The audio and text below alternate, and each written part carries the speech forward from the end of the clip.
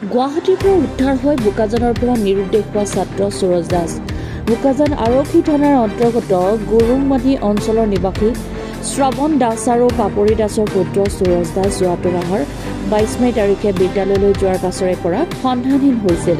বোকাজানৰ আৰক্ষীৰ লগতে পৰিয়ালৰ লোকে বিভিন্ন ঠাইত অনুসন্ধান চলাইছিল যদিও কিশোৰজনৰ কোনো ধৰণৰ সন্ধান উলিয়াবলৈ সক্ষম হোৱা নাছিল। আজি দুদিন পূৰ্বে গুৱাহাটী ৰেলৱে আৰক্ষীয়ে কিশোৰজনৰ পৰা যোগাযোগ নম্বৰলৈ পৰিয়ালৰ লোকক যোগাযোগ কৰি যুৱকজন কুশলে থকাৰ কথা অৱগত কৰে। কিশোৰজনৰ সন্ধান পোৱাৰ খবৰ পোৱা মাত্ৰকে বোকাজান আৰক্ষী থানাৰ বিষয়াগৰাকীৰ নিৰ্দেশত বোকাজান আৰক্ষী থানাৰ মুখ্য আৰক্ষী জীৱন চন্দ্ৰ বাৰিক, থানা সমিতিৰ মিঠু সিংহ আৰু কিশোৰজনৰ পিতৃ গুৱাহাটীৰ শিশু মুকলি আশ্ৰয়নিবাসৰ পৰা কিশোৰজনক উদ্ধাৰ কৰে। কিশোৰজনৰ পিতৃয়ে উল্লেখ কৰে যে তেখেতৰ পুত্ৰ বিদ্যালয়ৰ পৰা ট্ৰেইনেৰে প্ৰথম অৱস্থাত ডিমাপুৰলৈ যোৱাৰ পাছত কোনো এজন অজ্ঞাত ব্যক্তিয়ে গুৱাহাটীলৈ নি তাতে কিশোৰজনক এৰি দিয়াৰ এক অভিযোগ উত্থাপিত হৈছে।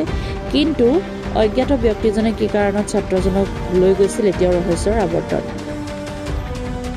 বোকাজানৰ পৰা অঞ্জন দৈৰ report, Assam north east news live.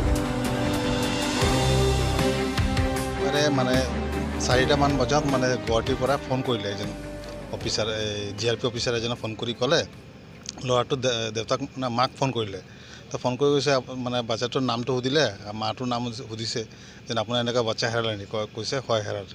আমাৰ আণ্ডাৰত আছে, আপোনালোকে সোমবাৰে আহিব, বাচ্চাটো ভালেই আছে। তেতিয়া মোক ফোন কৰিলে তাৰ মায়ে, ফোন কৰি ক'লে যে এনেকৈ মই লগে লগে আমাৰ ছাৰক OC ছাৰক যোগাযোগ কৰিলোঁ, কৰি সুধিলোঁ যে এনেকুৱা কাহিনী বাচ্চাটো পোৱা গৈছে। পিছত ছাৰেও যোগাযোগ কৰিলে, যোগাযোগ কৰাৰ পাছত আজি ৰাতিপুৱা আমাক পঠালে, মই গ'লোঁ।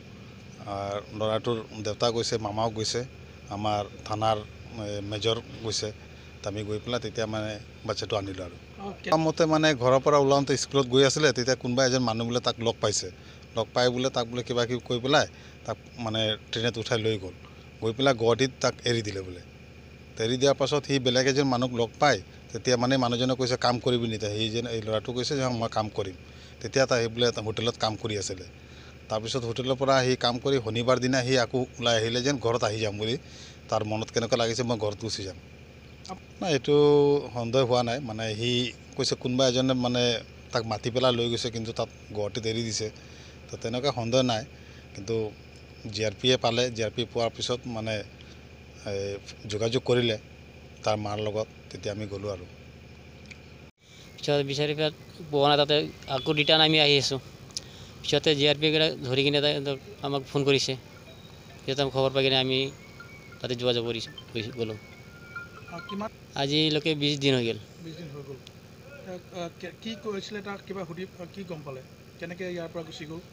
সিটো কোৱা মতে কৈ আছে ইয়াৰ পৰা অকলে গৈছিল, ডিমাপুৰৰ পৰা কোনোবাক লগ পাইছে, তাৰ পৰা তাতে গ'ল। কিমান বয়স? 12 বছৰ বয়স। ক'ত পঢ়ি আছিলে? 7 বিবেকানন্দ হাইস্কুলত। আজি কোন কোন গৈছিলে উদ্ধাৰ কৰি আনিবলৈ? আজি তাৰ মোমাকে গৈছিল, মই গৈছিলোঁ, আৰু লগতে আমাৰ দাদা গৈছিল।